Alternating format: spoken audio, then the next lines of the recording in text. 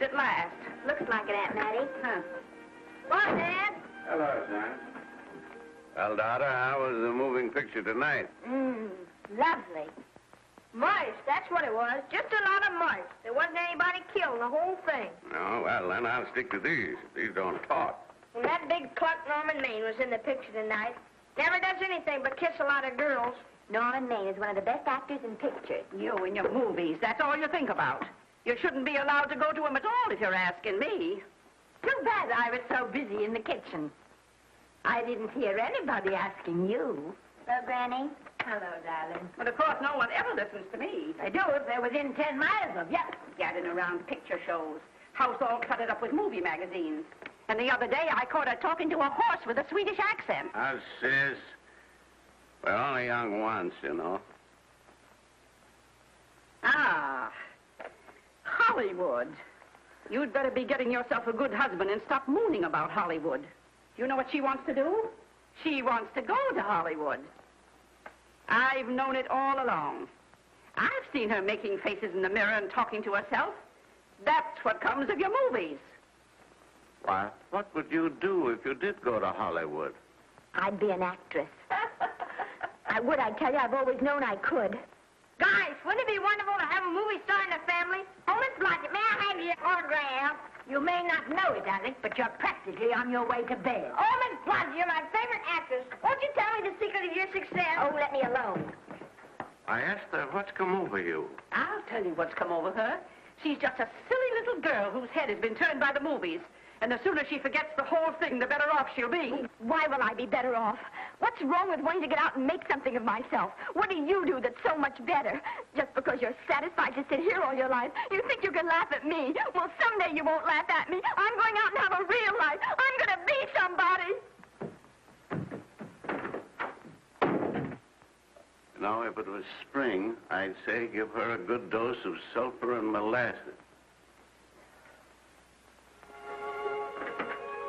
I thought I'd find you. Oh, stop that. Now, stop crying. That isn't going to do you a bit of good. Oh, I'm crying because Aunt Mattie and Alec make me so mad. Well, Alec and Aunt Mattie. Fiddlesticks. They're not important. You're the only one that counts. Esther, everyone in this world who has ever dreamed about better things has been laughed at. Don't you know that? Oh, I suppose I do, But there's a difference between dreaming and doing. The dreamers just sit around and moon about how wonderful it would be if only things were different. And the years roll on and they grow old. And by they forget everything, even about their dreams. Oh, I don't want to be like that. I want to be somebody. Oh, yes. You want to be somebody. But you want it to be easy. Oh, you modern girls, give me the pain. When I wanted something better, I came across those plains in a prairie schooner with your grandfather. Oh, everyone laughed at us. They did at all the other pioneers. They said this country would never be anything but a wilderness. We didn't believe that. We were going to make a new country. Besides, we wanted to see our dreams come true. Oh, Granny, it must have been wonderful. It was wonderful. But don't you think for one single minute that it was easy, Esther Blodgett? We burned in summer and we froze in winter. But we kept right on going and we didn't complain because we were doing what we wanted to do. Can you understand that? Yes, I can. Could you do it? Could you do it even if it broke your heart? Because remember, Esther, for every dream of yours you make come true, you'll pay the price in heartbreak. Oh, I know what I'm talking about. You may not believe it, but I was a young girl once. And a very pretty young girl. A lot prettier than you are. And I was in love with your grandfather. And when some Indian devil put a bullet through him, that is, it had gone right straight through my heart, too. But I remembered all he taught me. And I went right on. I buried him out there on that wilderness with my own hands. And I went right on that same day. And I kept right on going, even when your mother was born. Oh, Granny, I want to make it worthwhile.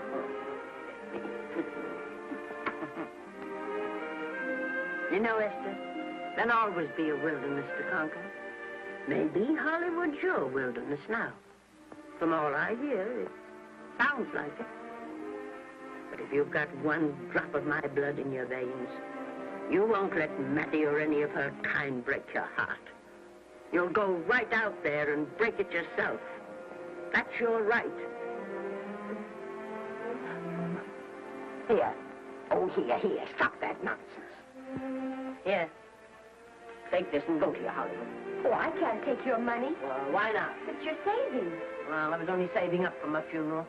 Now I don't think I'm ever going to die. Oh, Granny, how can I ever thank you?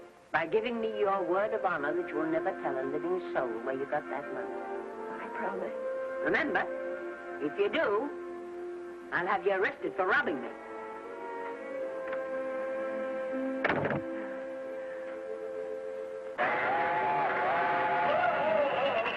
Here we are. Want something, Granny? Oh, I can make it, dear. Oh, thanks.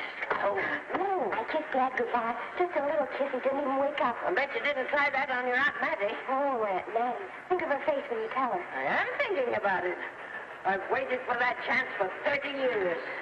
There she is, girl. Oh, thank you, Cousin.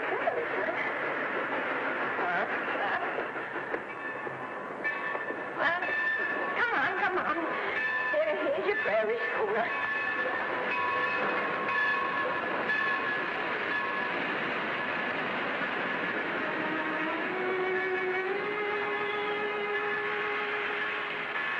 All aboard. Oh, Granny. Go on. Goodbye, Granny. Goodbye. I'll be waiting for you in those movie pictures. Don't tell Mattie. You know, my eyes are not as good as they used to be, but my ears are all right. So you remember, talk up good and loud. All aboard. Bye. Bye. Bye, Granny. Bye.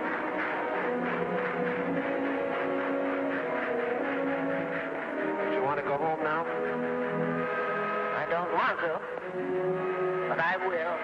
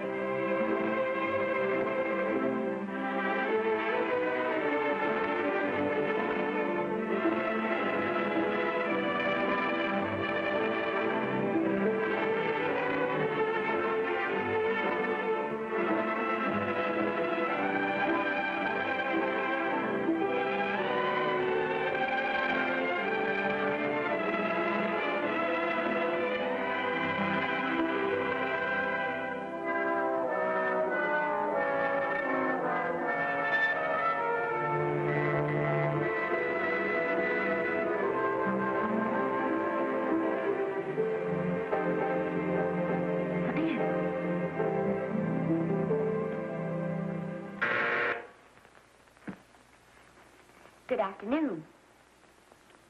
Day, week, or month? Well, it's a little hard to say. You see, I'm going into the movies. Well, you better take it for a week. It'll break your jump to Beverly Hills. Are all the studios really near here? All except Gaumont British. I suppose the best way to get a job is to go straight to the studios, isn't it?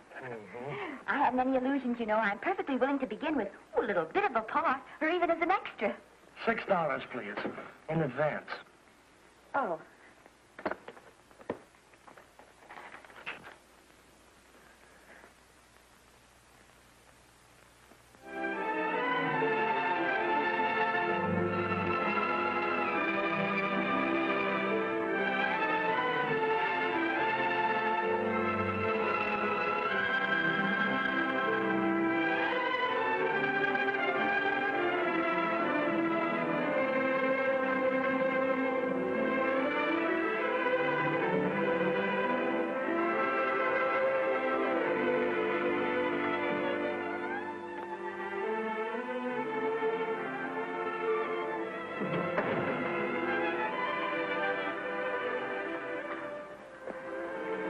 I beg your pardon.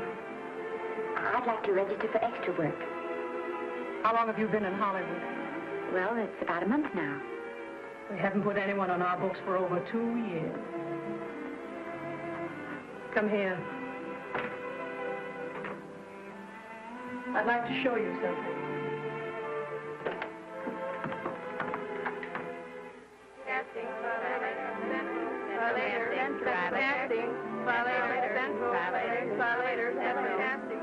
Every time you see one of those little lights flash, it's somebody asking for a job. Every time you hear them say, try later, it means there isn't any job. You can't keep the girls at the switchboard long. They go crazy. Every one of those little lights thought it was going to be a star. Still want to go in the movies?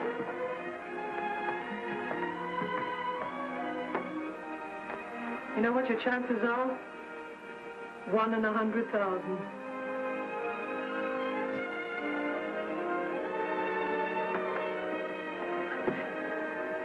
But maybe I'm that one.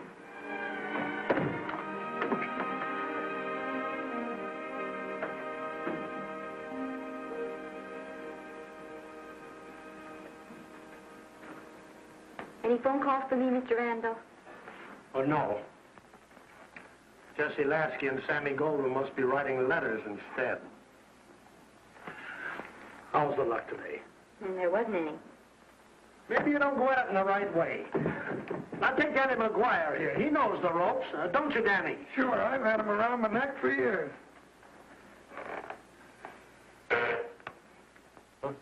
What? Oh, Miss Blodgett. Danny McGuire, our new tenant. How do you do? Mr. McGuire is a big director.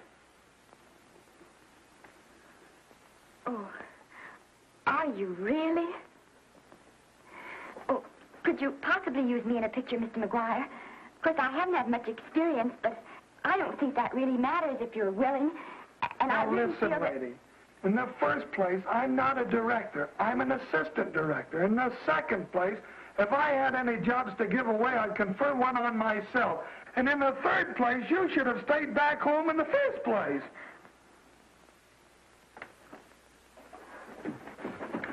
Oh, no, look what you've done. Hey, wait a minute. Hey, don't be that way. Don't do that. Gosh, I didn't mean to get tough, but a guy thinks he's being kidded when somebody asks him for a job and he hasn't got one for himself. After all, I'm not a big enough shot to hurt your feelings. I'm sorry. It wasn't just that. It was a lot of things. Looking for a job every day and never getting any nearer to it. I guess I was beginning to get a little scared. I know. Lady, do I know. Well, there's only one thing to do for that feeling when you're tired and sunk and down to your last nickel. Come on and I'll buy you a drink. Well, it's not as bad as down to the last nickel. I've still got $11 left. $11? You're going to buy me a drink. Come on.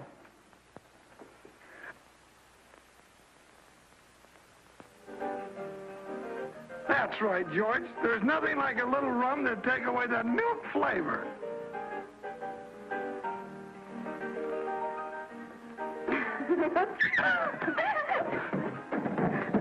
I beg your pardon. Certainly.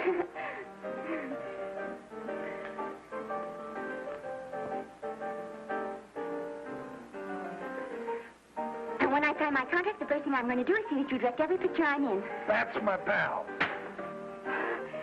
Of course, I'm going to be perfectly nice about it, but I'll just insist. Now, that's the way to talk.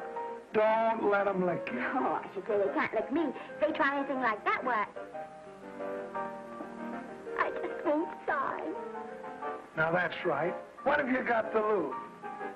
Another one of these and we'll open our own studio.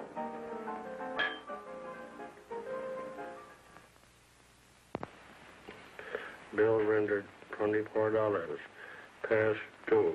Remit without further delay. Me.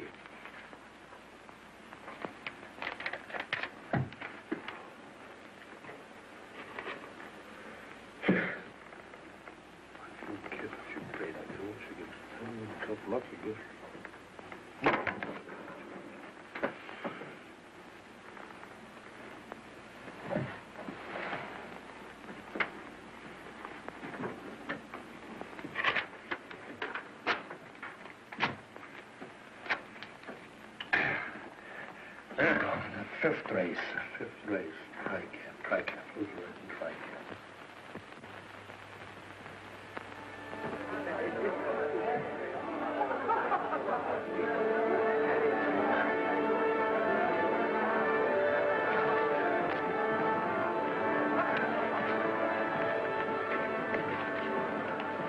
Hey, the program's going to be swell tonight.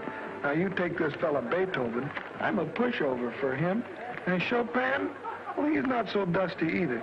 But I kind of wish that once in a while they'd play something you could sort of go out whistling, you know, like Blood on the Saddle, Blood on. Well, there's a tune. Hey, why don't you throw your hat in the air or something, can't you? This is a celebration. My job starts tomorrow. I know it does, and I think it's swell, Danny. Gee, I wish you were in on it, too. But, oh, no, it would have to be a war picture. One of those big novelty numbers. A war picture without any beautiful women at the front. Oh, well, something will happen soon. Maybe. Why don't you go home, kid? Oh, Danny, I can't do that. I came here, and I've got to stay. Well, now, if it's on account of money, I can... Thanks, you've given me enough already. Anyhow, this is no time to be worrying. This is a party. Look at all the people. Everybody in the world. Look. That's me and the name.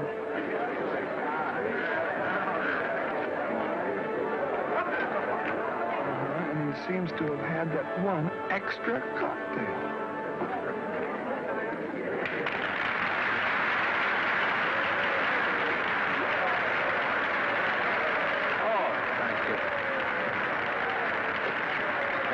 Sit down, you dope. That's for the orchestra leader.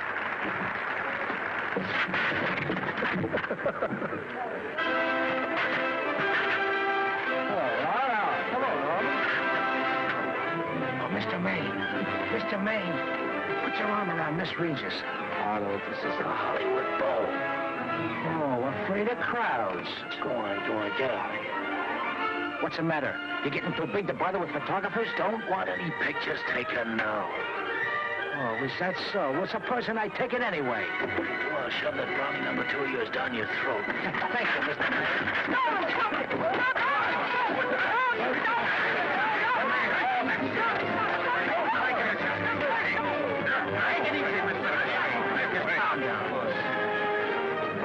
Normie, come back and sit down. Everybody's laughing at you.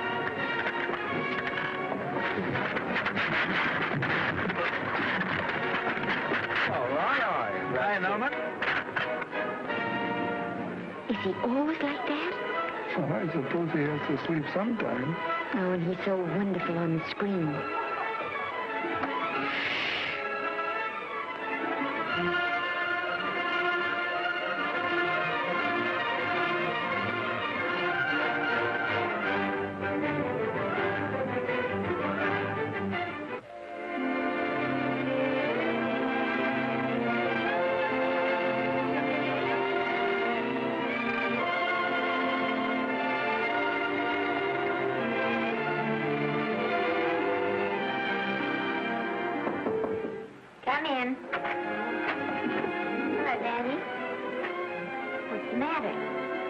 believe it or not, I got a job for you. Danny, that's wonderful. When do I go to the studio? Well, you don't exactly go to the studio. Oh, it's on location. Well, it's not exactly on location. But of course, I haven't any makeup. Will you tell me what to get and sort of help me put it on? Well, you don't exactly need any makeup. You see, it's not really a picture job. It's being a waitress. Oh. Well, it's kind of a picture job if you look at it right. You said it was a waitress. Well, it's waitressing for Casey Burke, the big director over at our studio. He's giving a party tonight to kind of celebrate on account of finishing the picture, and he wanted me to get him an extra waitress, and it's $5. And I thought of you right away, Esther. That was awfully sweet of you, Danny. Well, there's going to be a lot of big people at Burke's house tonight, and I'll bet you there's any number of big directors, and if you're there, maybe they'll notice you. I could make them notice me. Sure you could, Esther. It's your chance. My chance. All right, Danny, I'll do it. Oh, but I can't. I haven't got the right things to wear. Oh, yeah. Now, you don't think the wardrobe department's right next to my office for nothing, do you? A perfect fit.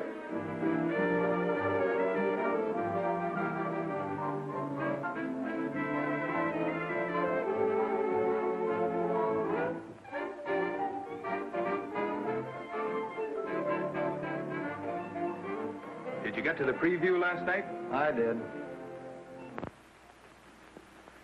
Would you like a little hors d'oeuvre? They are very nice. Oh, thanks. Well, what did you think of the picture? You should have saved it for Thanksgiving. What a turkey.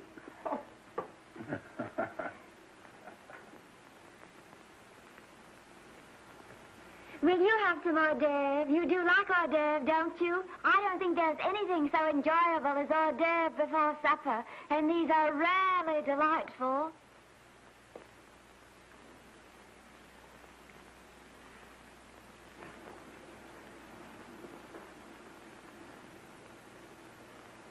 And at the finish, the kid turns around and sings the lullaby to its mother. Pardon the big boys, but would you like a little hors d'oeuvre? They say they're the best in town. Don't tell me. I know. Mae West. That's a great twist. But where are you going to find a 2-month-old baby that can sing? Hello, Oliver. Oh, hello, Casey. You want to fire me now? Wait till you see the picture. I'm not a director anymore. I'm a male nurse. What's the matter with the picture? Guy by the name of Norman Maine.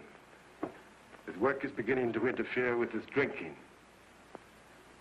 Oliver, don't tell me I'm to direct his next picture, too. Mm-hmm. You were my favorite producer. Now, wait a minute. You just go right on with your directing. I'll take care of these stars. I know how to handle them.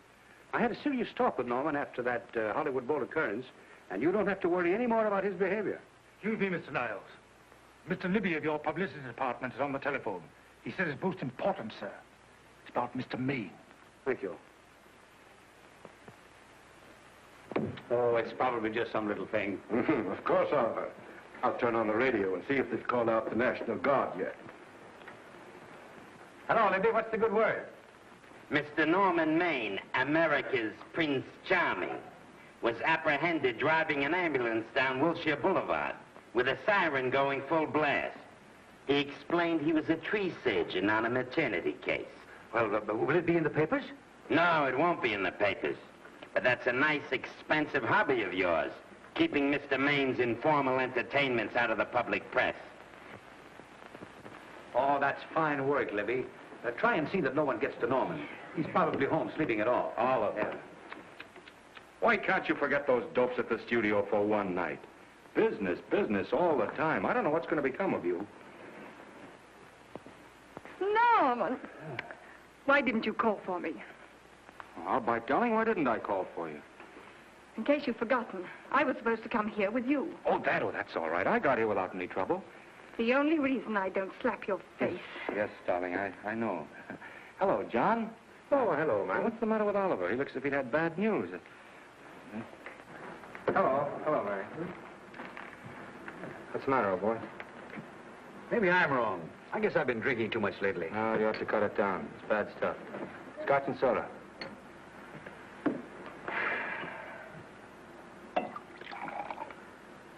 Come on. The word, you know, is pronounced when. Bad dialogue, Oliver. I'd rather not watch this. You know best. Soda. Thank you. Oh. Go ahead and say it. I've got it coming to you. Don't make it tougher on me, Norman. I don't want to stand here and preach, but take a look at my side of it. I'm trying to make pictures with you. I know. Costs are going up, and the grosses are going down. No, it isn't that. I've made lots of money with you, and I can afford to take a loss. But I hate to see you going the way of so many others. Why don't you get Lloyd's to insure you against me? You can't get insurance against a man forgetting who he is. You're a great star, Norman, but there's nobody so big that he can afford to have people refuse to work with him. Who doesn't want to work with me? You... Quiet. Listen, I know plenty of people who do. Yes, and so do I. But your real friends can't stand seeing you start to fall apart. What do you mean by that? The first signs are always the same. Not being able to remember your lines. Cameraman struggling to cover your hangovers. And all because you have to have a good time. Every day and every night. Listen, I've warned you for a long time. Okay, Oliver, you're a swell guy. You won't lose any money on me. I'll promise you that. I'll be ready for the curtains when the time comes. When it does, here's my epitaph. And now I think I'll, have a little drink. Scotch and soda.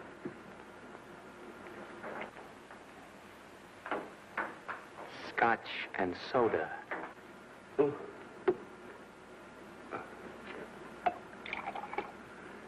Come on. A little soda? Caviar? No, thank you. Yes, pardon me. Lovely. No, I mean the caviar. No, don't go away. I'm starving. Really.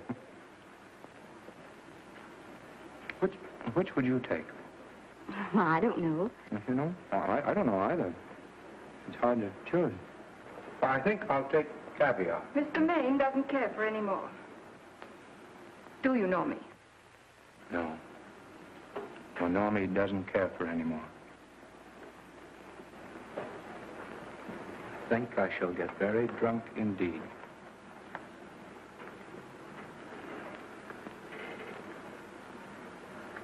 Scotch and soda. Sorry, I have something.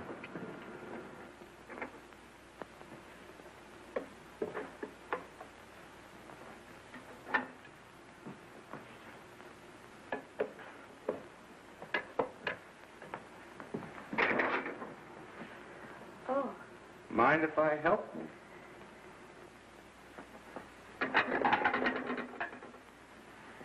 Won't they miss you? Oh, no. They'll just look under the table, and when they see I'm not there, they'll forget the whole matter. Hey, what's your name? Esther Blodgett. My name's Maine. I know. You do? Ah. What's so funny? I was just thinking about all your fans and how surprised they'd be to see you here helping me put plates away. Oh, they don't know my finer side. They'd be pretty envious of me, meeting you this way in person. Oh, you do? Well, tell me, are you disappointed? Yes. Oh, now you've done it. Oh, never mind that. That makes the room look lived in. Tell me, why are you disappointed? I was sitting behind you at the Hollywood Bowl the night you didn't want to be photographed. Yeah. I'm told I crept into many a heart that night. Oh, I can never explain this. You know, you have very pretty hair. You better get out of here. And a sensitive mouth. And a charming little dimple. Precisely why are you here instead of with the rest of the guests? I'm just trying to be helpful. I see. Are you sure there's no other attraction? Well, it might be that my old mania for putting plates away is coming back on me. It's rather odd. I always know where I can find you if there's a pretty girl around. It's not only odd, it's embarrassing. You're being deliberately insulting, Norman. I put up with this for long enough. Dear, don't lose your temper. Remember, we must try to keep the voice low. I know you'll excuse us if we go on with our work.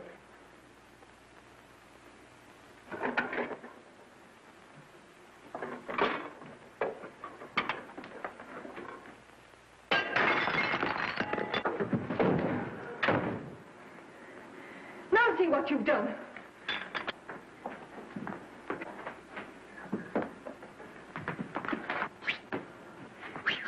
Come here. Help me up. Are you hurt? No more than usual. Come on, the wolves are on us. We gotta get out of here. Oh, I can't. The dishes aren't finished. Oh, yes, they are.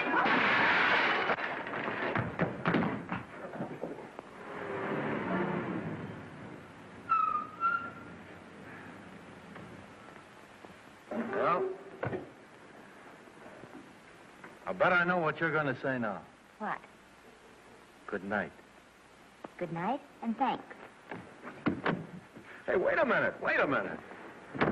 Hey, you realize that all I found out about you is that you're foolish enough to want to go into pictures? But why is it foolish? Look at you. Yeah, that's what I mean. No, I'd rather like to go into this matter a little more thoroughly. Oh, that's awfully nice of you. Why don't we go on up to my place and talk it over? Oh, no. Thank you very much, but I really must say good night. Good night. But you're not angry. No. I'm hungry. Well, why don't you go and get something to eat? Good night, Miss Blodgett. Good night, Mr. Maine. Wait a minute. Peter, the least I can do is to see you to your door. Will I see you again? I hope so. Has anyone ever told you that you're lovely? Well, now you know. Thank you.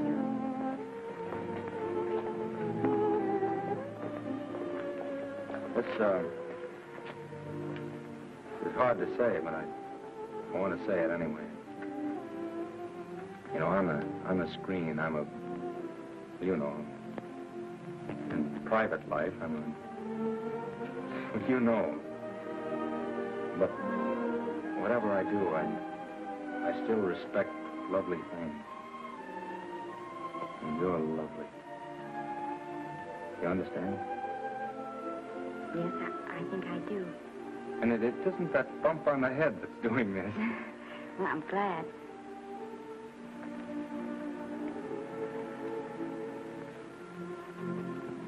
Good night. Good night.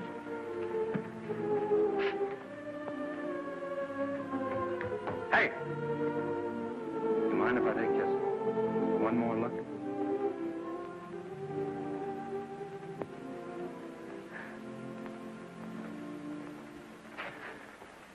Go away. Quite impossible. I wouldn't even consider it. No.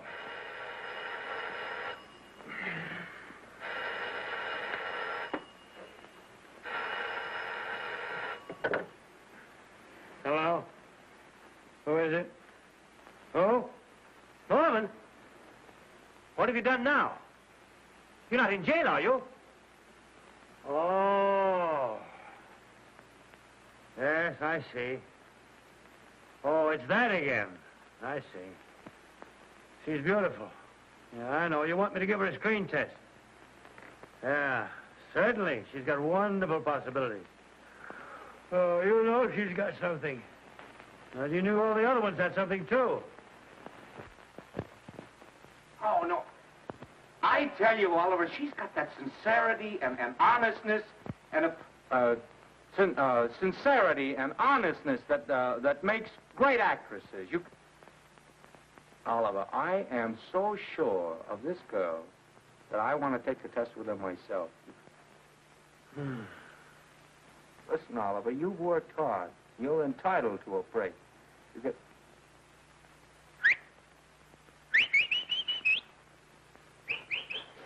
Yes, I heard you. Anything. Yes. Yeah. Oliver, look. You try to get a little sleep now, old man. All right. All right, boy. Good night. Now tell us.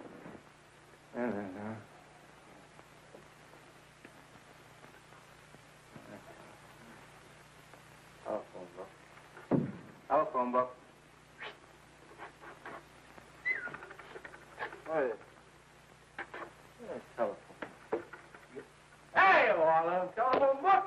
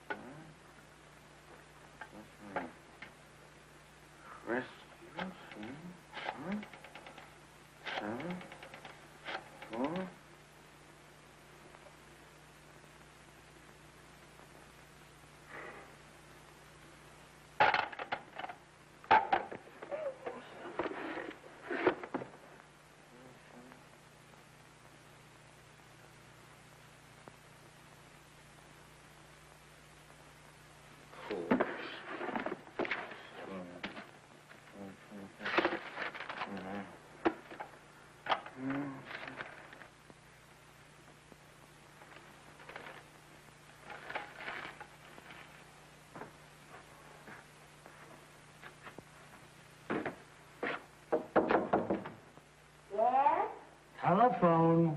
For me? Some drunk trying to be funny says he's Norman Maine. Oh, thanks. I'll be right down. And Miss Blodgett, would you give him a message for me? Tell him it's 3 o'clock in the morning!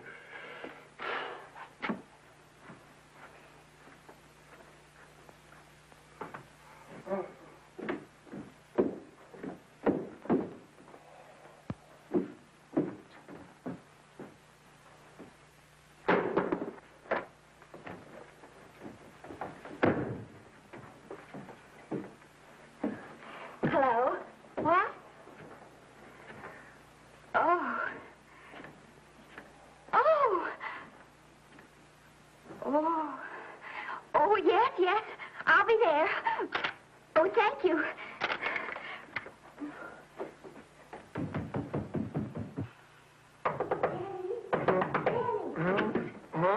Daddy, what do you think? I'm going to take a test tomorrow, and Norman Maine's helping me do it. I'm taking one, too. Garble's assisting me.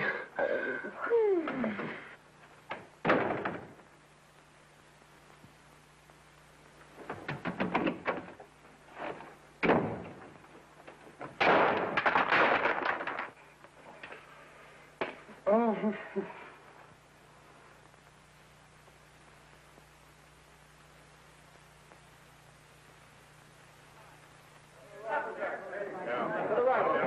Move that Gobo in.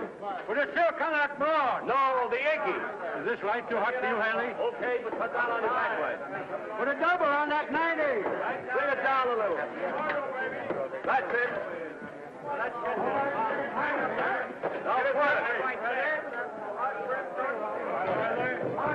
Pull down on that 150. Ready to take it. Get pulled down on that 150. Okay.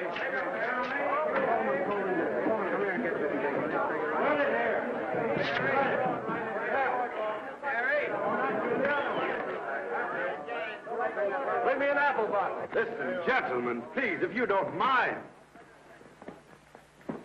This is just a test. Ready, Mr. Burke? All ready, Mr. Burke. Ready, Mr. Burke. Ready now, Mr. Burke. All ready, Mr. Burke. Ready now, Mr. Burke. All ready, Mr. Burke. We're ready, Mr. Burke. All right, let's take it. Quiet! Quiet! Quiet! Quiet! Quiet! Ready, Norman? Yeah. You ready, miss, what's your name? You'll soon know your name, Esther. The whole world's going to know it. But I'm so scared. Maybe I better not try it today. Oh, come on. Now, don't be foolish. They all had to go through this. Harlow, Lombard, Myrna Loy, and now Esther Blodgett. All right. I'm ready. This is a take. Rolling. Quiet. Hey!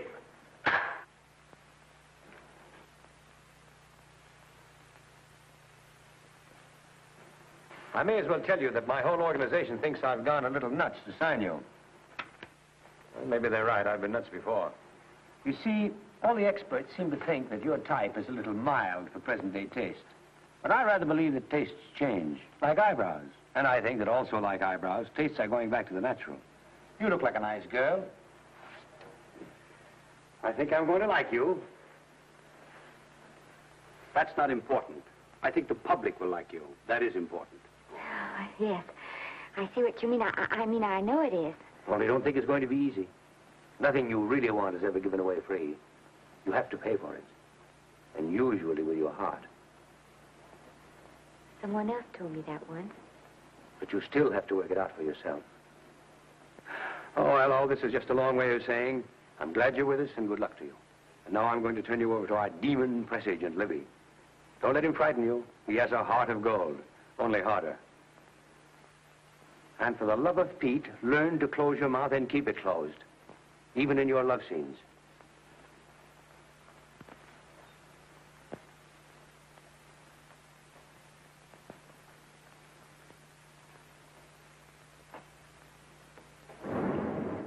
Are you a Russian?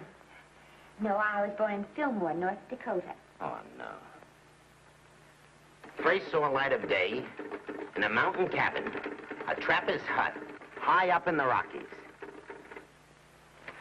Go on. Well, I always wanted to be an actress. Dreamed of footlights as Lonely Kitty. Are you sure there's no Russian in your family? Positive. That's a shame.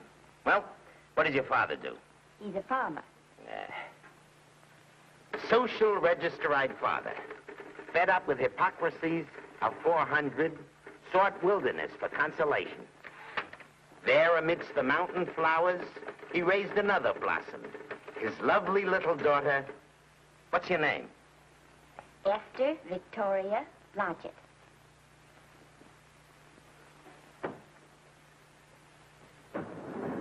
Greatly appreciating your attention in this matter, very truly. Do you know what her name is? Esther Victoria Blodgett. Hey, we'll have to do something about that right away. Esther Victoria Blodgett. Well, that Blodgett's definitely out. Let's see, Esther Victoria, Vicky. How about Vicky? Oh, I think that's terribly cute. Let's see, Vicky. Vicky what? Vicky, pronounced Vicky. See, Esther, Besta, Sesta, Desta, Festa. Oh, that's very pretty. Jester, Hester, Desta, Lester. Vicky Lester. Oh, I like that. Say it. Vicky Lester. Say it again. Vicky Lester. Say it again. Vicky Lester. Say it. Vicky Lester. Say Vicky Lester. Vicky Lester. Vicky Lester. Vicky Lester. Vicky Lester. Flash. Oliver Nile Studio discovers new starlet, a Cinderella of the Rockies. Her name is Vicky Lester. Those who have peeked tell me she couldn't be more divoon. The face of an angel and such natural talents. Her voice is a symphony. Her very walk, they tell me, is enough to drive men mad.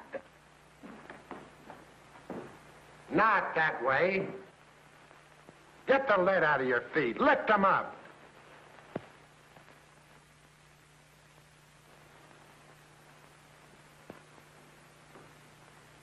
That's better. It's terrible, but it's better. The quality of mercy is not strained. It droppeth as the gentle rain from heaven. Cease. Through the mouth, my child, through the mouth.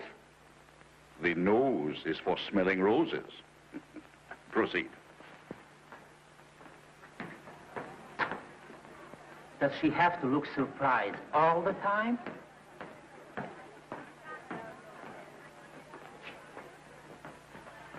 Anyway, it's just a rough sketch. Pretty small mouth, eh? Oh, well. Give her that Crawford smear.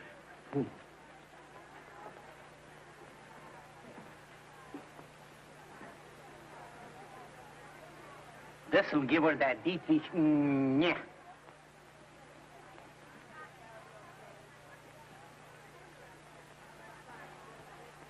We're on the wrong track. She still looks surprised.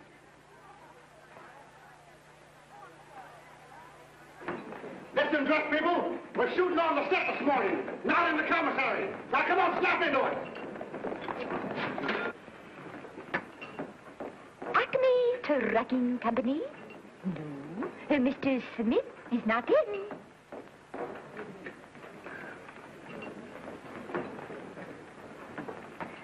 Acme Trucking Company. No. Mr. Smith is not in.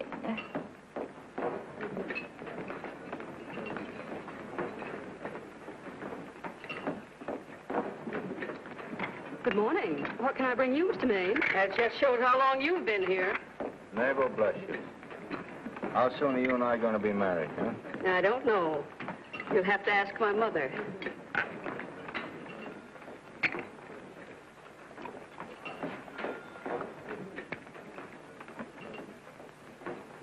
Acme Trucking Company?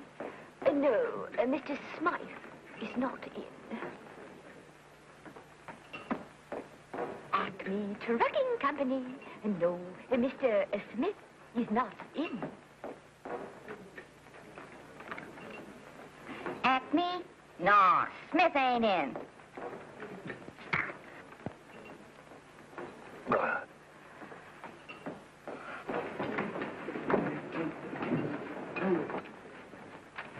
Acme Trucking Company? I'd like to speak to Mr. Smith, please. Mr. Smith is not... Oh, Norman. What's all this between you and Smith? I've got a part. It's only one line, but it's in the picture.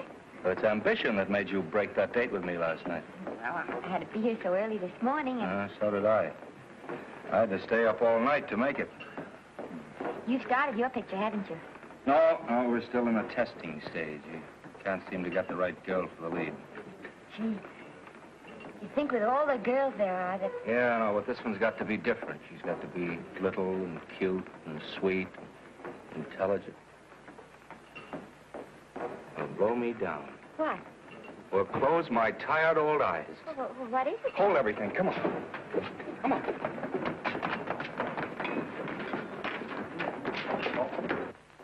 Well, you've been through the whole casting directory. I work day and night, Mr. Niles. And I'll work with her, Oliver. And I can be mean or nasty or anything you want, Mr. Niles. If she clicks, Oliver, you've got a star overnight.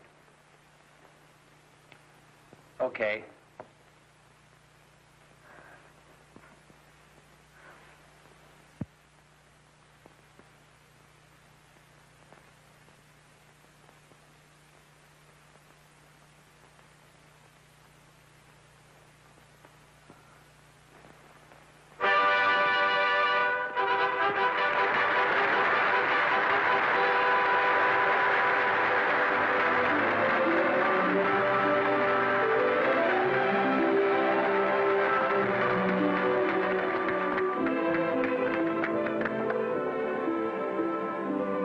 Wait till you hear them at the end of the picture.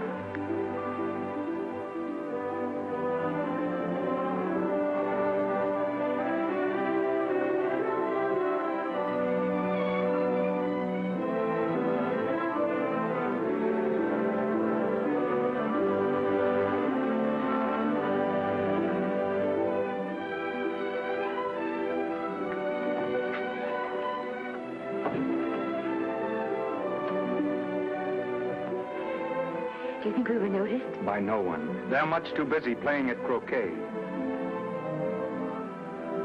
I've loved you all my life. But we only met 2 days ago. That's when my life began.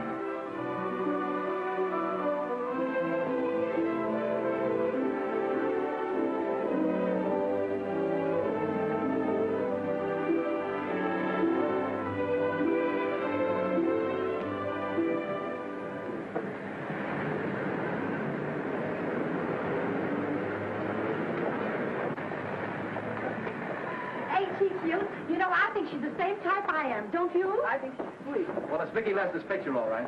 I think she was much better than he was. These producers are so horribly down. They won't know how good she is. Well, maybe it's because she's a good girl. No, Maine's not so bad, but it's Vicki Lester they'll go to see. Vicky, darling, I think she's the most precious little thing I've ever seen. The knockout, Libby. You might mention that when you write your review. That Lester kid's a gold mine. Didn't you like Norman Maine? Was he in it? Libby, I'm afraid we have another hit. Huh? It's in the bag, neatly tied up with beautiful pink ribbons. Say, where are Norman and Vicky? I don't know. I thought you had them. I wish they'd come. We're having a party at the Trocadero. Isn't it thrilling running away from people? Norman, it's so exciting, So new. A star is born. Come on, run.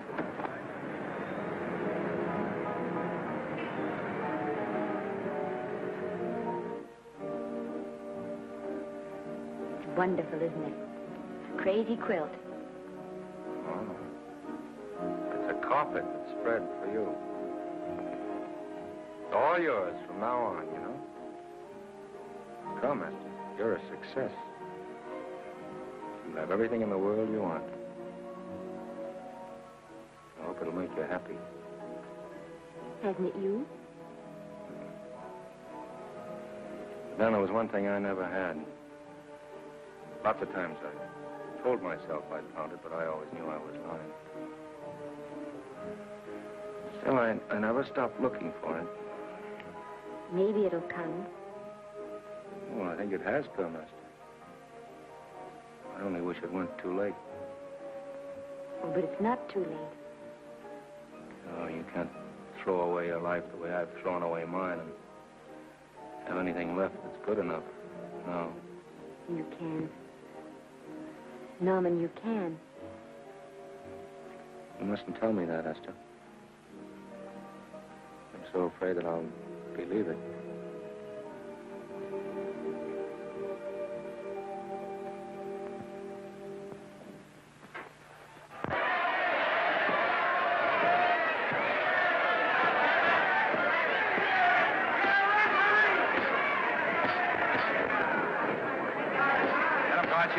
Shoot your right. Swell, isn't it?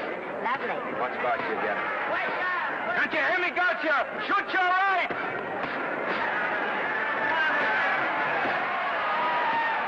He's down! Gotcha, got him! Gotcha, got him!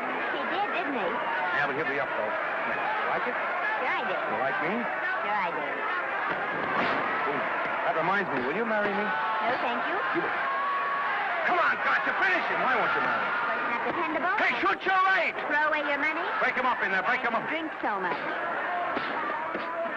Well, suppose I quit drinking. Yes? Come on, Gotcha, shoot the right in there, the right! Suppose I save my money. Yes? There he goes, let him have it! Suppose I became absolutely dependable on all occasions. Yes?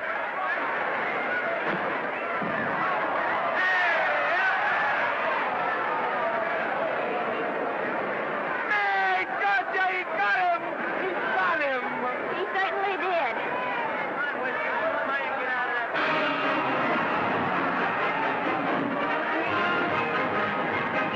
Gee, that's a beautiful fight. Norman, What, dear? would you do all that for me if I said I'd marry you? No, certainly not. I was just supposing. We're going to be married. Guess I didn't read that line right. I'll try it again. We are going to be married. Both of us. Yeah, to each other. What do you think of that? Well, when? Where? Well, we thought we'd elope in the conventional manner. What's the matter? Trying to decide whether it's good for the studio. Is it? It is. And bless you, my children. When's it going to happen? Oh, we thought we'd just sneak out sometime. We're not telling anyone but you. Listen to this. The screen's ideal romance blossomed into breathtaking reality today when Vicki Lester and Norman Maine, America's dream lovers, slipped quietly through the portals of holy matrimony. How does it sound?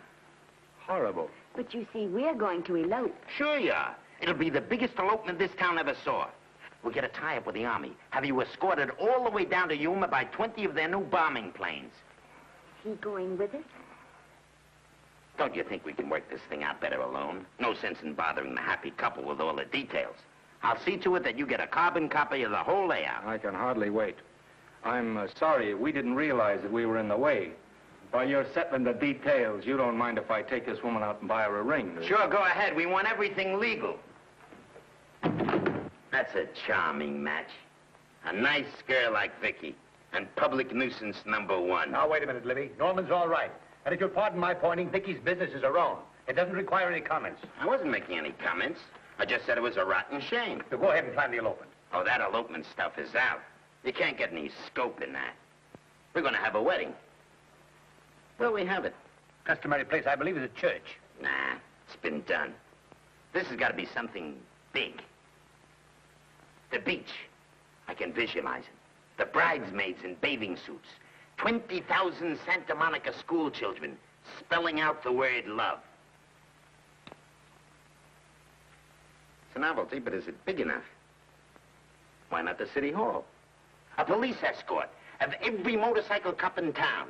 Sirens screaming, confetti pouring out of buildings like the Lindbergh reception in New York, only on a big scale. What's the matter? Isn't it big enough? And now if any man can show just cause why these two may not be lawfully joined together, let him now speak or else hereafter forever hold his peace.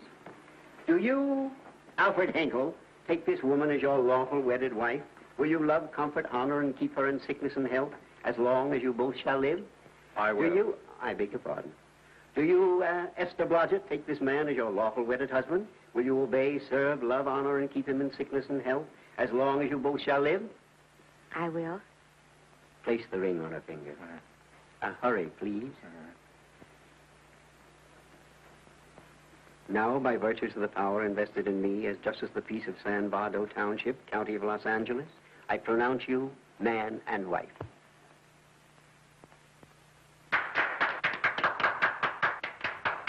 Quiet! And now I must exercise my prerogative of office. I hope you'll be very happy, Mrs. Hinkle. Thank you. Thank you, sir. Oh, Thank Danny. you very much.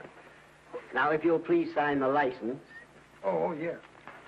You know, Mrs. Hinkle, I can't help but believe I've seen you somewhere before. Oh, really? Well, I believe this is the first time I've ever been in San Bardo. You know, your face is familiar, too, Really? Mr. Hinkle. There you are, sir. Thank you very much. Oh, Here's your thank you, receipt. sir. Thank you. Goodbye. Goodbye. See you again. Yes, goodbye. No, I don't. Let me not see. No. Yeah, I think you got by with it. But it was close. That JP was just beginning to remember where he'd seen it. Well, anyway, we got away from Libby.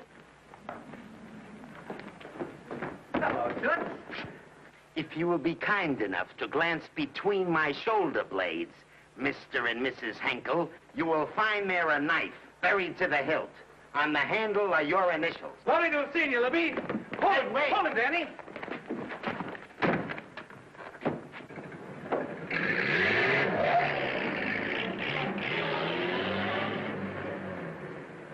There go a couple of rats I raised from mice. Well, they got a right to get married, haven't they? I haven't got any right to double-cross the public, and I haven't done it yet. Hey! People versus Porky Washington. We're charged with violating Section 600. Young man, you're in contempt of court. Operator, get me the Los Angeles Tribune. I've a good mind to put you under arrest. Wait till I make the score. You wait, too. Tribune, give me the city desk. Johnny, this is Matt Libby. I got a flash for you. Norman Maine and Vicky Lester were married at 2:30 this afternoon. Vicky Lester? Court recess.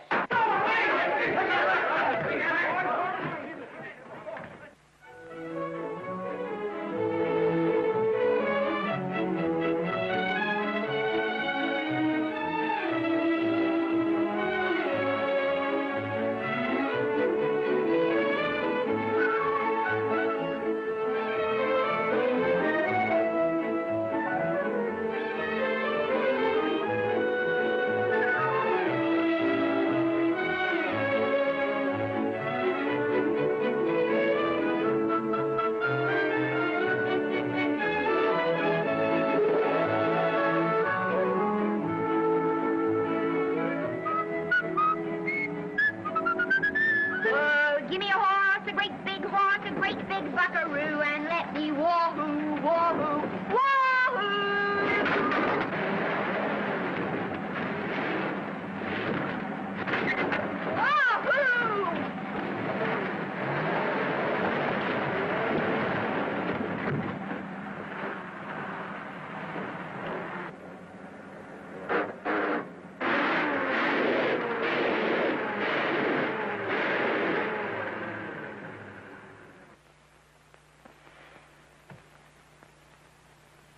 Wahoo. Wahoo. I don't want to sound immodest, but I think I've stripped a gear. Well, sit down, won't you, and let's get acquainted. We'll probably be seeing quite a bit of each other from now on. Well, might just as well break the ice now as later.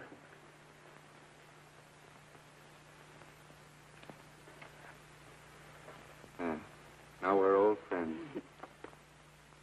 Hey, have I got time for a shower before dinner? Plenty, if you can find a shower. I never can remember where that thing is. Does it pull out or slide under? Here, I think I can find it. Nope, it's the linen closet. Here it is. Nice work. Oh, half the time those things are just luck. I'll see if I can disinfect this steak.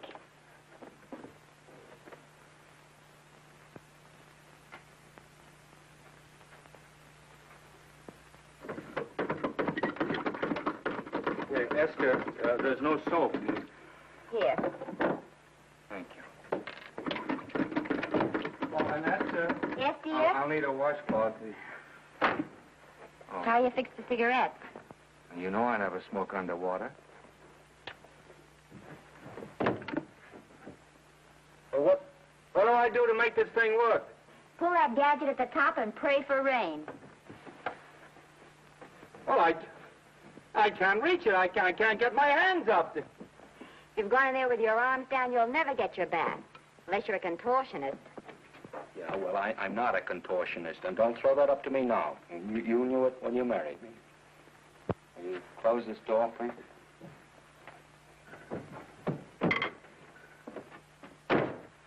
Thank you.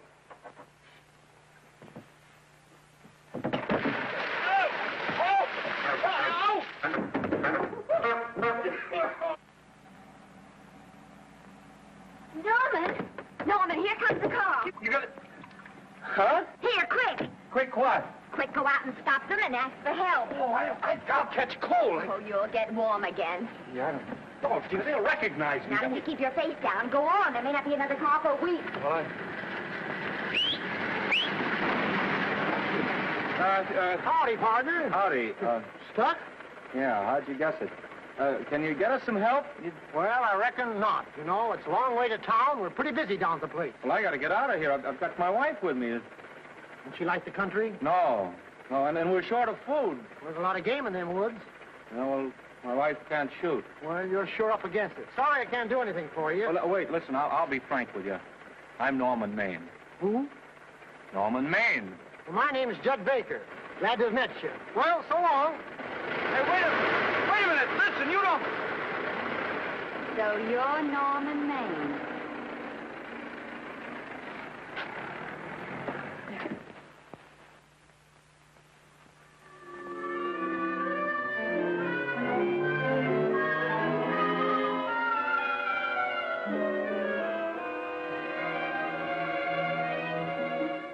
I got my prestige to look out for.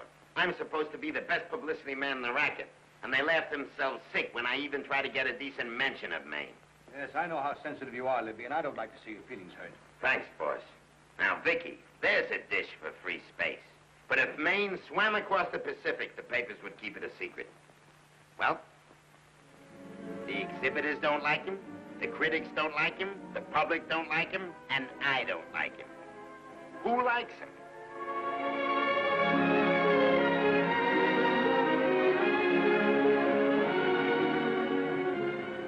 Oh, but darling, this is almost too much of a surprise. And there I was in my touching innocence, thinking we were going to live at the beach house. Oh, we'll still keep the place at Malibu. But this is special. This is our castle. It used to be in the air, you know? We'll never use any ugly words like contracts and pictures and careers. When we come in those gates, we'll check the studio outside. Come on, I got another little surprise for you.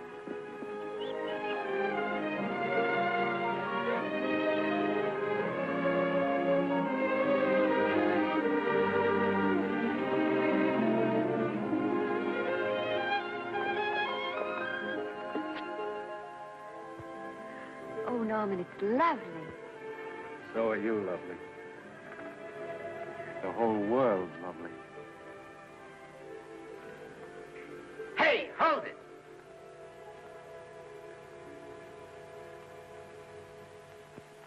That's it.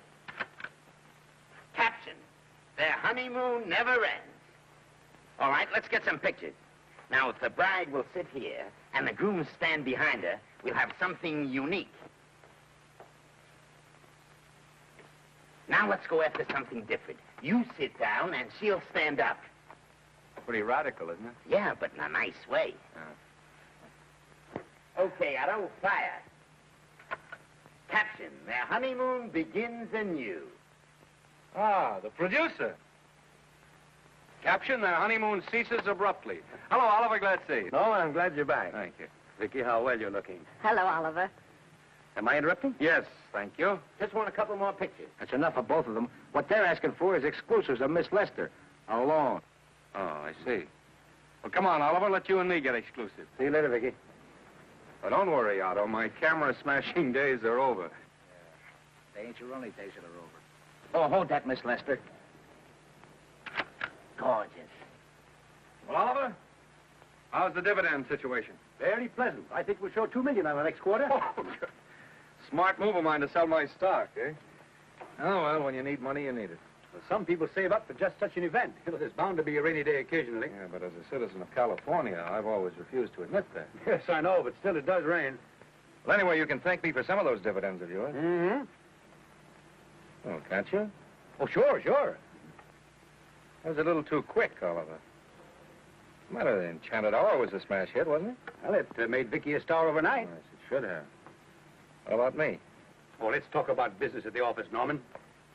Beautiful pool you have here. Beautiful. Oh, now let's talk about it here. Didn't they like me?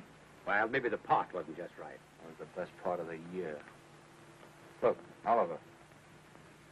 Do you think I'm slipping? Can you take it? Yeah, go ahead. The tense is wrong. You're not slipping. You've slipped.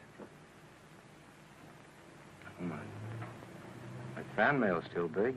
Norman. Fans will write to anybody for a photograph. It only costs 3 cents for a stamp, and that makes photographs cheaper than wallpaper. But every 25 cents they pay for a theater ticket buys them the right to be a critic. And your last few performances, Norman, have not pleased your critics.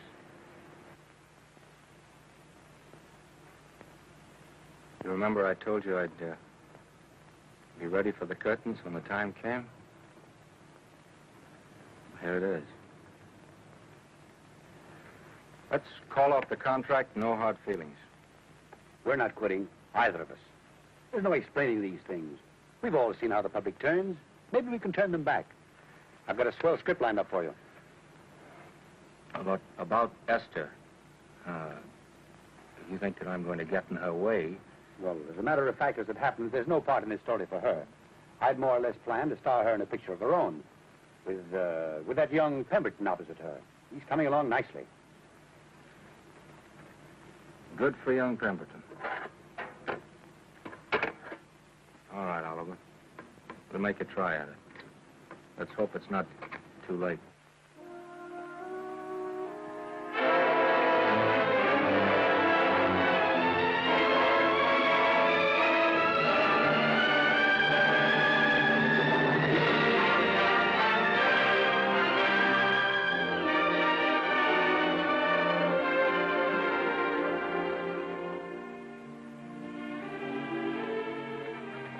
No argument.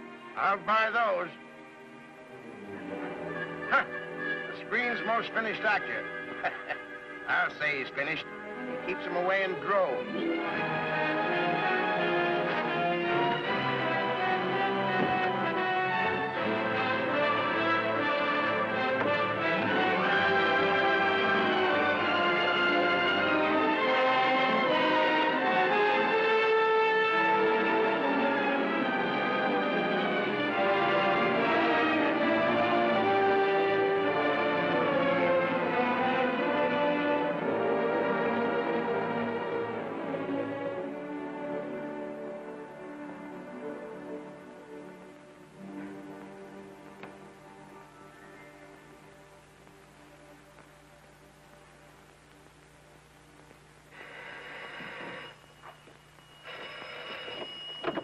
Hello? No, Miss Lester isn't home as yet. No, I'm not the butler. But I can take a message just as well as he can, honest. Oh, is that you, Norman? Swell. Listen, Norman, this is Artie Carver. Hiya, kid. Swell. Say, I hear you're through with Oliver Niles. Is that on the level? Please, Artie, I'm not news anymore. Forget it. Say, what kind of a settlement did you make on your contract? Give me a figure so I can do a story on it. There was no money involved. We just called it quits. Okay, I'll fill in my own figure. Say, by the way, I've been trying to get an interview with Vicky for 2 weeks, but she's always busy. How about you giving an old pal a break by speaking to her for me? Sure, I'll ask her. Swell. So long.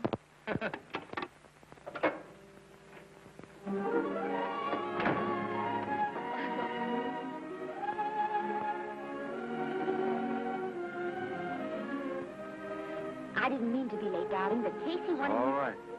You're here now. What's new today? Nothing. Haven't been out of the house. Let's go somewhere tonight. No. You're tired. We'll stay in. I'm not tired, really. Oh, yes, you are. You've got a hard day ahead of you. Anyway, I see so little of you, I'd like to have you to myself. Oh, but it's the servants' night out. We haven't any... Yes, we have. I fixed a little snack with my own lily white hands. I'm learning to cook in my spare time. Then I think I'll marry you. I get it. You want to make an honest cook of me, huh? Comes in on wheels in this joint.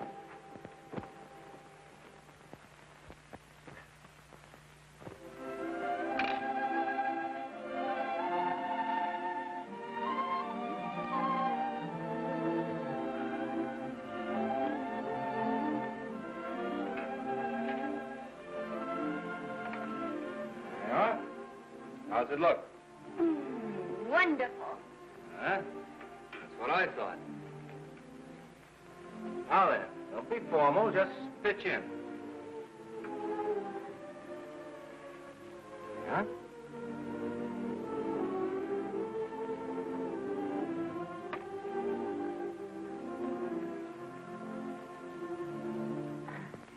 I'm afraid my mouth's not quite big enough. I'll measure it next time and make them to size. A little hard to lift, too. In fact, I think I'll take those measurements right now.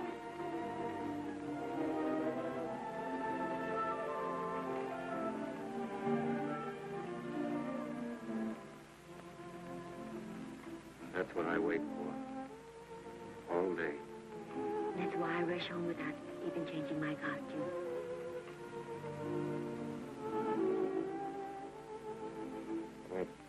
We're forgetting that we're hungry. Would you like a sandwich? Thank you. I still have a little work on this one.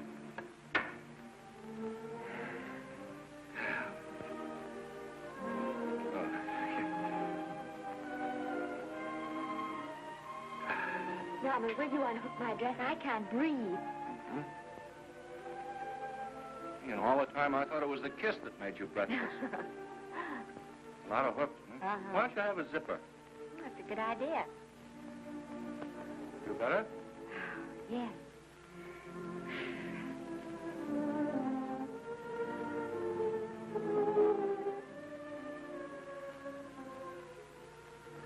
Don't look now, but I think that guy on your left is in love with you.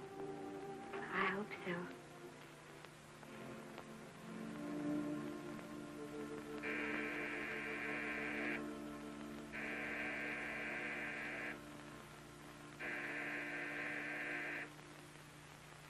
It's the doorbell. Is it? Maybe they'll go away. Oh, I never do at a time like this. Come here. Just a minute, dear. I'll be right back.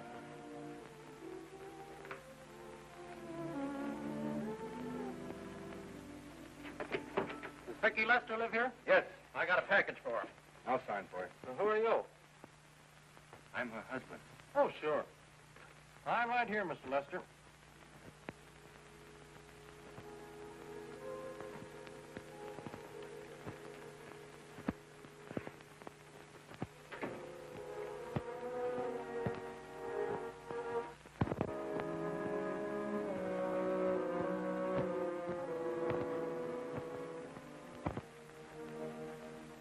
package for you.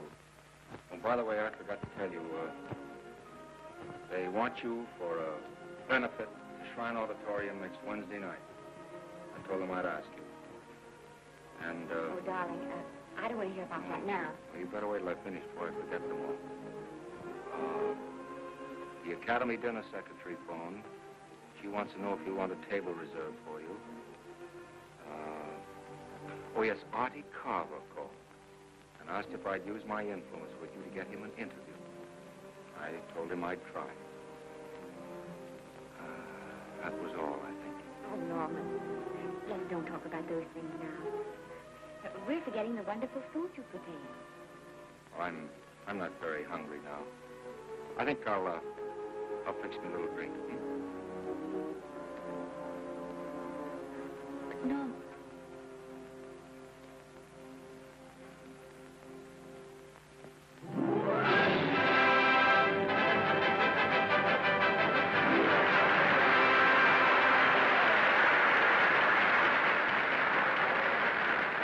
Norman would come. Stop worrying. And think how nice that statuette is going to look on your mantelpiece. Do you suppose anything's happened to him? But of course not. He's just been held up in traffic. You think about that statuette.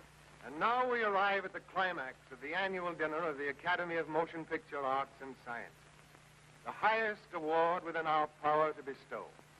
We have already applauded with our hearts as well as our hands, while awards are being given those gentlemen who during the past year have rendered distinguished service to the motion picture industry. We now pay honor to the ladies, or rather to one lady. We offer to her the Academy Award for the finest performance of the past year. She has already had the world's acclaim, but this is the tribute of her fellow workers, the men and women of this industry. It is not only my pleasure, but my privilege to present this award to the actress who created the unforgettable Anna in Dream Without End, Miss Vicki Lester.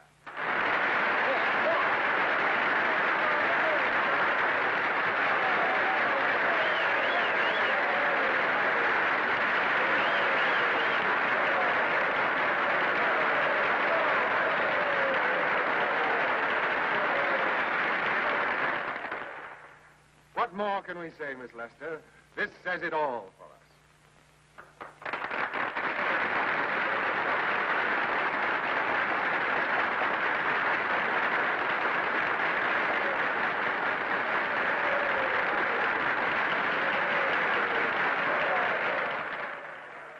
Ladies and gentlemen, when something like this happens to you, and you try to tell how you feel about it, you find that out of all the words in the world, there are only two that really mean anything.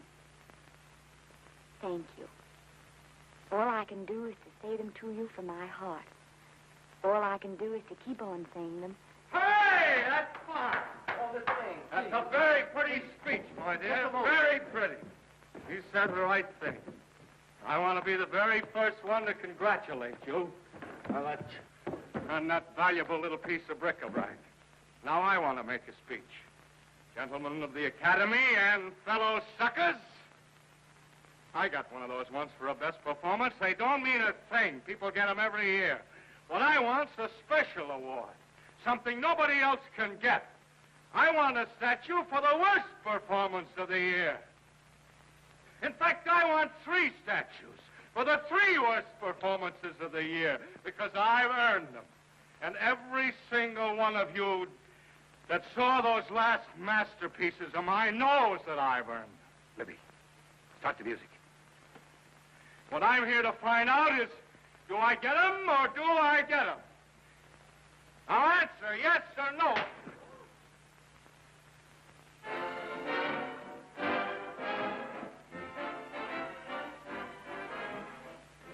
Norman, darling, let's go and sit down.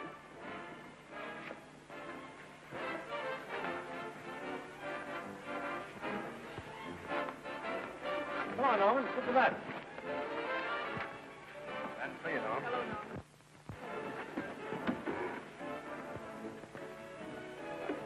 Hello, how are you? Hi, Oliver. My dear, do let me congratulate you. You must be terribly proud and happy tonight. Thank you.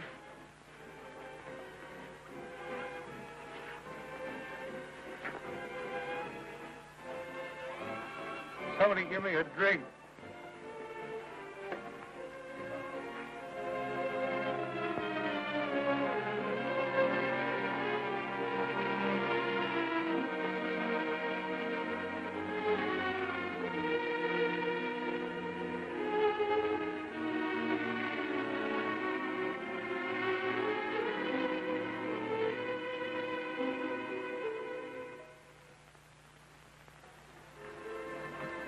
Oliver, it's nice of you to come to my dressing room. Vicky, how are you? I've missed you. Everyone's missed you. Have a nice trip. Well, a 3-month tour of the theater circuit scarcely comes under the head of pleasure.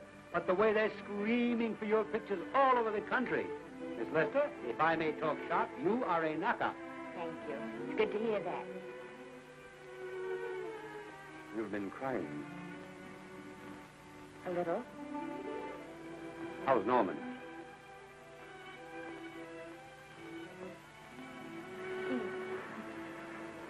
Well, he's trying awfully hard, Oliver. Letting Norman leave this studio was the hardest thing I ever did. There was nothing else I could do. I know. Has he been... Is he all right? He's gone to a sanitarium. He really wants to stop drinking. And I think he could only... Well, perhaps if he could start working again, there would be some encouragement. Oliver, could you do that? Oh, thank you. But he mustn't ever know I told you. He won't know, and you mustn't worry. I want you to keep up your good work in this picture. I'll try, Oliver. That's the one thing I can do for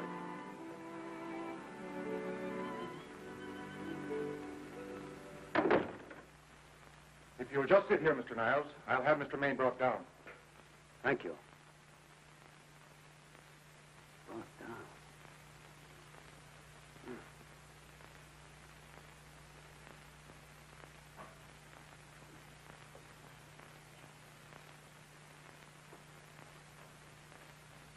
Hello, Oliver.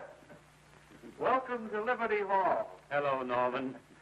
Well, no, Mr. Niles isn't slipping me a case of scotch, Cuddles. This is just a handshake. This is Cuddles, Oliver, my social secretary. We go everywhere together. How are you feeling, Norman? Fine. Getting along remarkably well, Cuddles tells me. He says you ought to see some of the boys.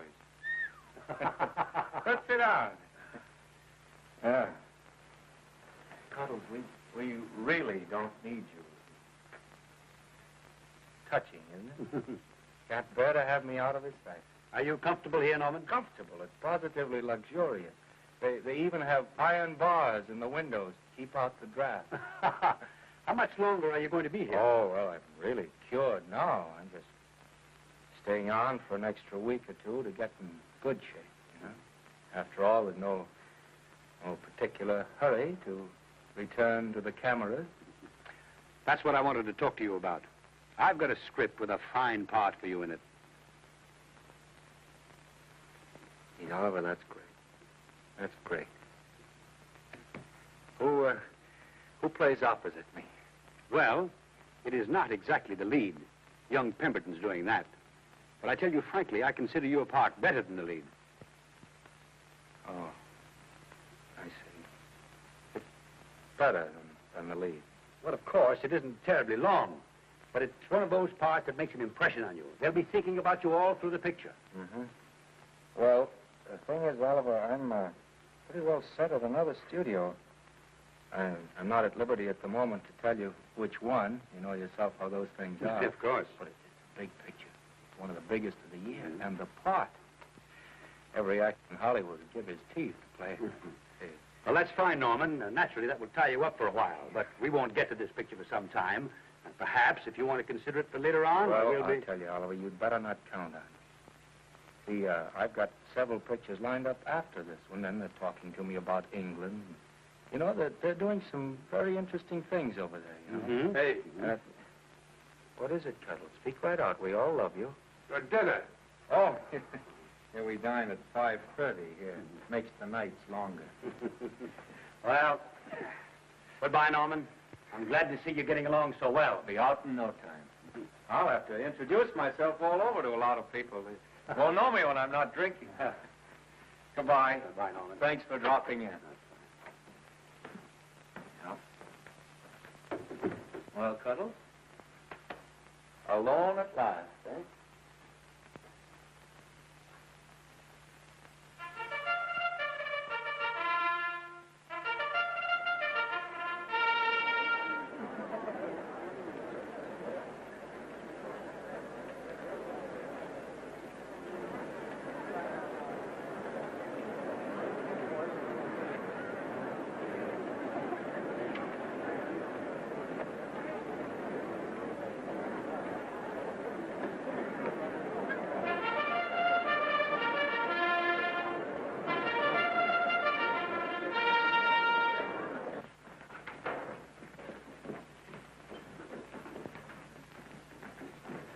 Bert?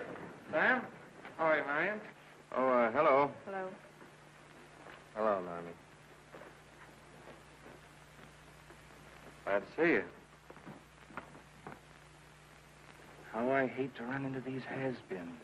They give me the creeps. Me too. He was good while he had it. And he had it quite a while. Hello?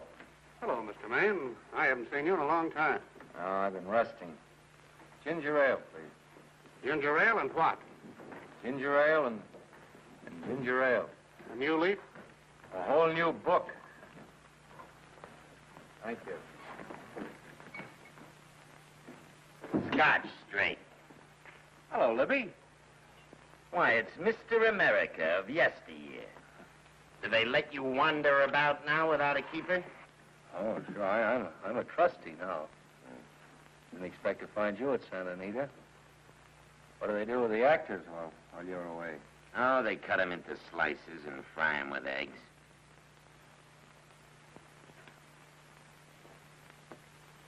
I suppose you'll be here all the time, now that you've retired from the hurly-burly of the silver screen. Well, we're living down in Malibu now and pretty lonesome with Esther away working all day. Well, I wouldn't squawk about that if I were you. It's nice to have somebody in the family making a living. Oh, wait a minute, Louie. I don't want to forget that we're friends. Friends, my eye. Say, listen, I got you out of jams because I had to. It was my job, not because I was your friend. I don't like you, and I never have liked you. Nothing made me happier than to see all those cute little pranks of yours finally catch up with you and land you on your celebrated face. Pretty work, Libby. Always wait till they're down, then kick 'em. I don't feel sorry for you. You fixed yourself nice and comfortable. You can live off your wife now. She'll buy you drinks and put up with you even though nobody else will. Wait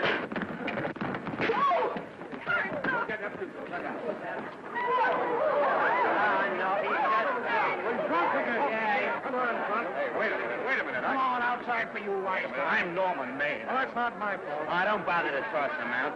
He's harmless. All right, Mr. Libby, if you say so. Sure, let him go. What can he do? He can't fight any better than he can act. Norman Maine. Oh, he's drunk again. Why, he's been drunk for years.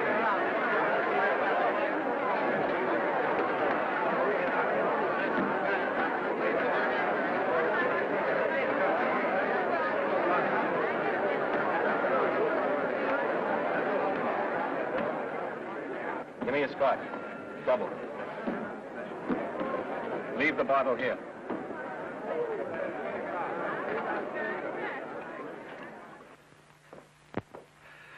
Vicky, you'll be ill. Why don't you try to get a little sleep? But he's been gone 4 days. 4 days and not a word.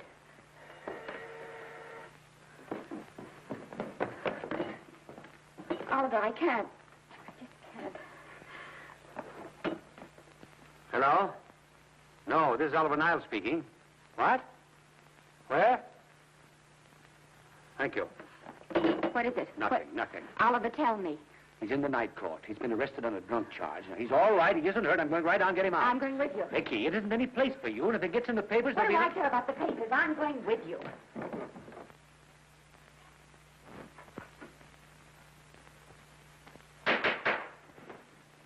Division 30, Municipal Court, County Los Angeles, now in session. The Honorable George J. Barris presiding. Be seated, please. Was you able to do anything? Judge wouldn't even see me. Ready, Your Honor.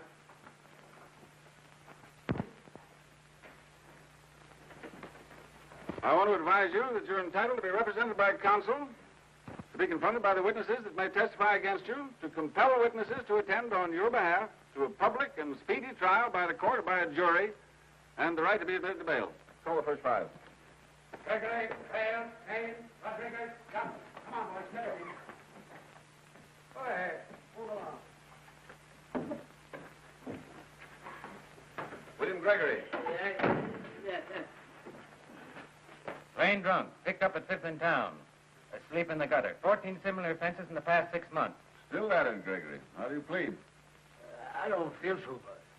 I didn't ask you how you feel. I asked you how you plead. Guilty, I guess. When did you get out the last time? Just before Christmas. Well, I'm sorry you'll have to miss New Year's. You'll be out in time for Washington's birthday in 60 days. Milton Rails.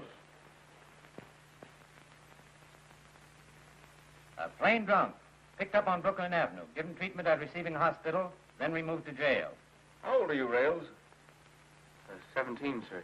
Did you take a good look at those men in the cell with you last night? Yes, sir. And have you taken a good look at yourself this morning?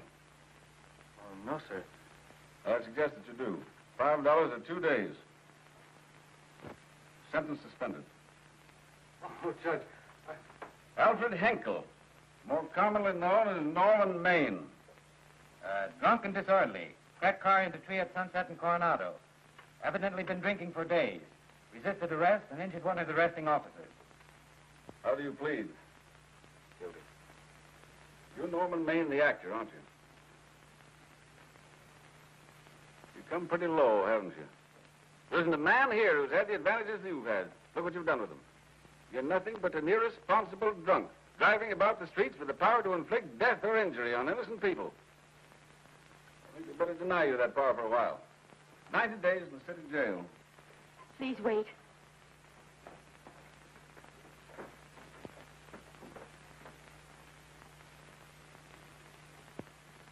I'm his wife. Yes, I recognize you, Miss Lester. Please, Judge. I promise you this won't happen again. I'll be responsible for him. If you just won't send him there. You realize that this man, when drunk, is obviously a menace to public safety? And you realize, too, Miss Lester, the responsibility you'll be assuming to this court and to the Commonwealth. I do. Sentence suspended. Prisoner remanded to custody wife. Thank you. You can get in at the jail entrance, madam. Jose Rodriguez. Plain drunk, picked up at 1st and Main.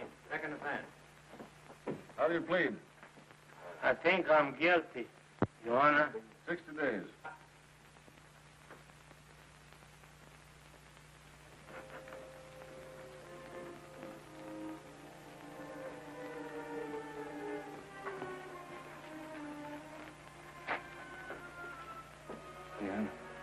I'm so tired. Hold it, Mr. Maine. A picture. Oh, no. What about a statement for the press? Oh, no, please.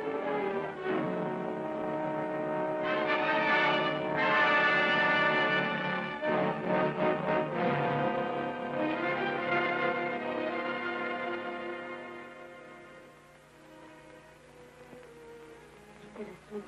Been asleep all day. It's the best thing for him. Awful to see this happen to someone you love. And know in your heart that it can't get any better. I only know that all I can do now is stay with him and try to help him. So will I. And between us, we'll take care of him. You're very fond of him, aren't you, Oliver? I'm very fond of both. Then I know you'll understand what I have to tell you. And after what happened last night, I think you already know what it is. I can't do any more pictures. I'm going away for good with Norman. You can't do that, Vicky. You're at the very peak of your success. And you've worked so hard to achieve it. That's what's been wrong. And I've thought it all out. Maybe if I hadn't been away from him so much, last night and what went before, it wouldn't have happened. And I know it's too late to think about that now, but it may not be too late to go away with him and start over somewhere. It's your life you're giving up, Vicky. so I can try to give Norman back his. Can you honestly tell me I'm wrong to do it? No, Vicky. I can't honestly tell you that. Then there'll be no more Vicky Lester.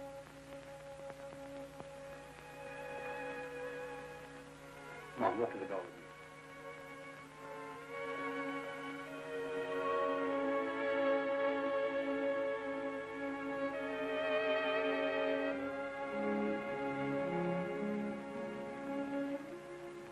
Goodbye, Vicky Lester. You were a grand girl. Good luck, Mrs. Norman Maine.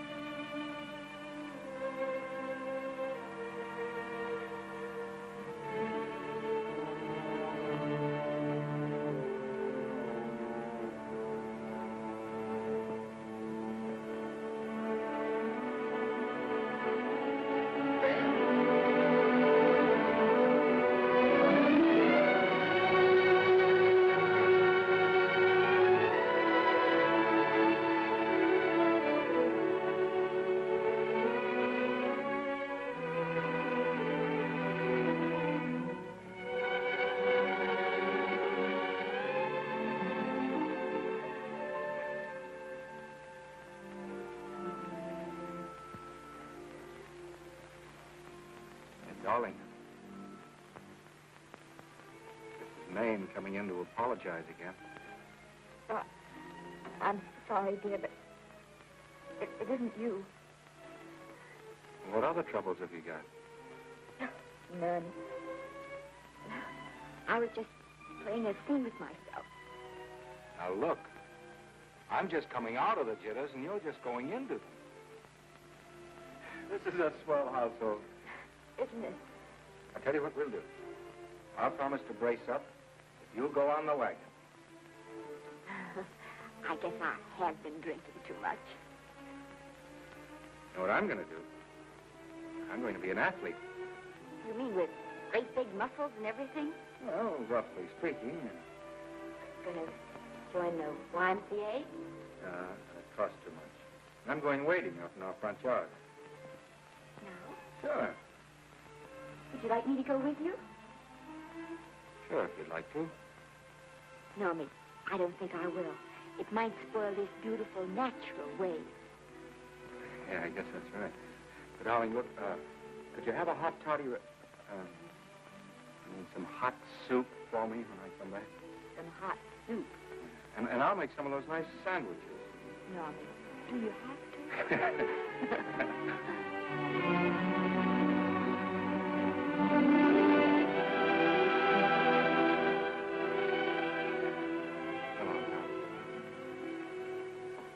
Now, don't stay in too long.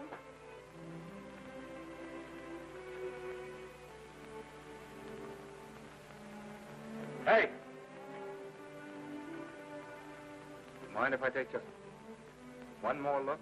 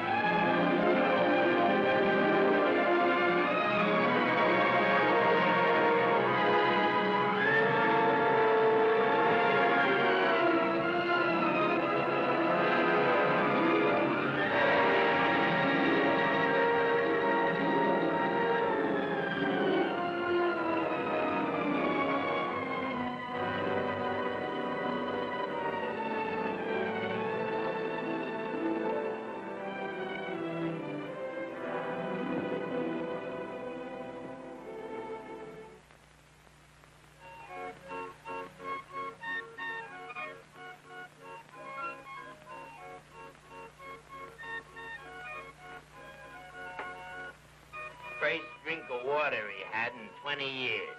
And then he had to get it by accident. Pardon. How do you wire congratulations to the Pacific Ocean?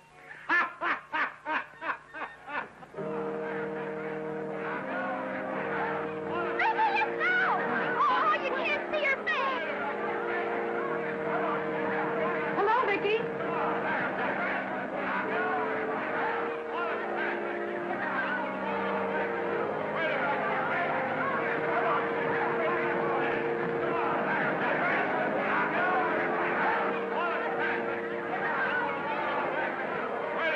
Can't you? Come on, Vicky, let's see your face. Vicky, will you sign my book for me? Write Mrs. Norman May. Don't you care, Vicky? You get over it. Stand there, can't you? Don't you cry, dearie. He wasn't so much.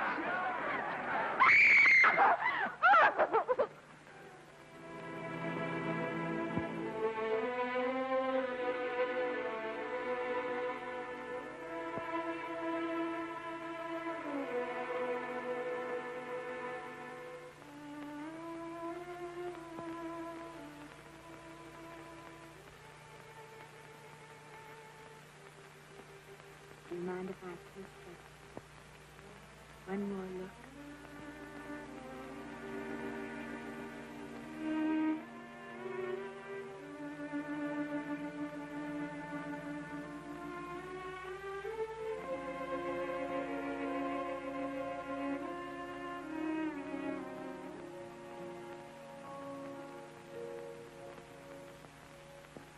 Here are the paychecks for the servants, Graves. You'll find a very nice bonus in each one. Miss Lester asked me to thank you for your kindness and service. If there's anything I can do for the little lady, I should be glad to do it. She would appreciate your attending to the closing of the Beverly Hills house. Put down those trunks. Put it down, I say. Well, where is she? In the bedroom. Who are you? I'm her grandmother. Get up.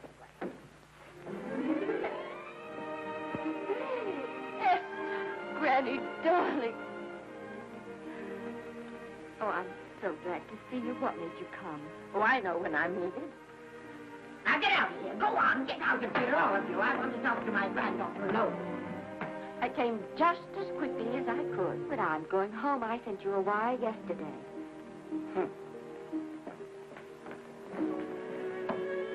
Sit down. Is it true that you're going to quit the movies? I never want to hear them again. What are you running away from, Elizabeth? I'm not running away. It's just that I can't go on. My heart isn't in it anymore. Once I told you if you get what you want, you have to give your heart in exchange. And you said you were willing. Do you remember? I remember. It seems to me that you got more than you bargained for. More fame, more success, even more personal happiness. Maybe more unhappiness. But you did make a bargain. And now you're whining over it. I don't think I'd feel so very proud of myself if I were you, Esther. I'm not, Granny. My mind's made up. Well, then I'm sorry I gave you the money to come out here. You just wasted. Oh, but Granny... I was proud of you, Esther. I was proud to be the grandmother of Vicky Lester. It gave me something to live for. Now, I have it ended. I know. Oh, I want to be strong, but I can't go on. You must. Tragedy is a test of courage. If you can meet it bravely, it will leave you bigger than it found you. If not, then you'll have to live all your life as a coward. Because no matter where you may run, you can never run away from yourself. I never knew Norman Maine. He wrote me a very sweet letter when you were married. He said you told him how much I meant to you. And I know just how much you must have meant to him.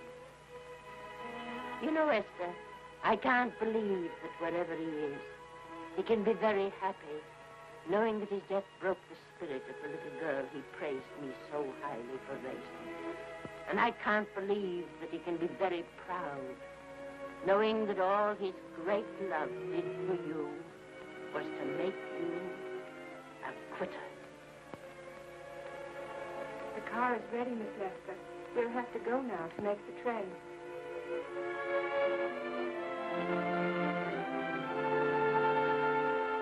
Put the car back in the garage.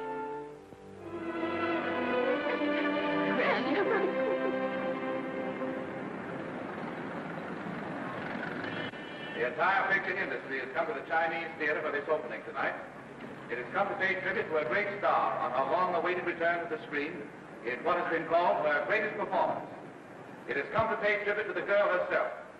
The girl who has won the heart of Hollywood. The girl who has won the heart of the world. Miss Vicki Lester. And if I'm not mistaken, Miss Lester's car has just driven up. Yes, it is she.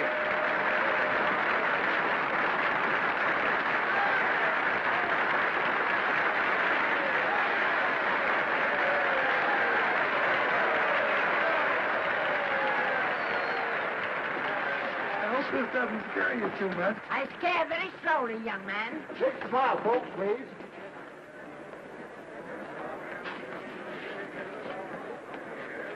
They'll have your mug, I mean your face, plastered across half the papers in the country tomorrow. How do I look? Oh, you look swell. You're a liar, but I like you. And here's Miss Lester's grandmother.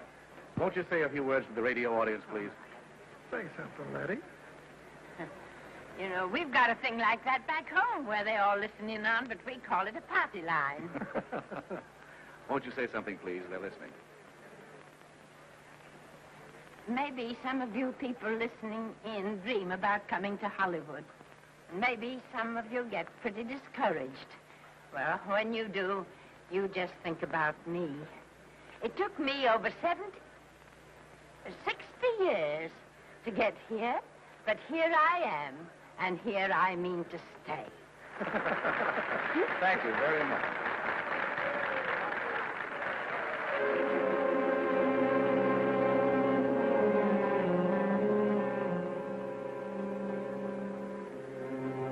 Miss Lester. This microphone is on an international hookup. Throughout the world, your fans are hoping that you'll say a few words to them.